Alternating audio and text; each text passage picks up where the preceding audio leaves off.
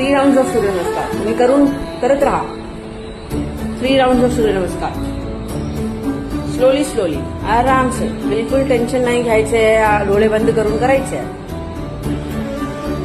तुमच्या भावानी सगळे बघणार आहे, बघते आहे.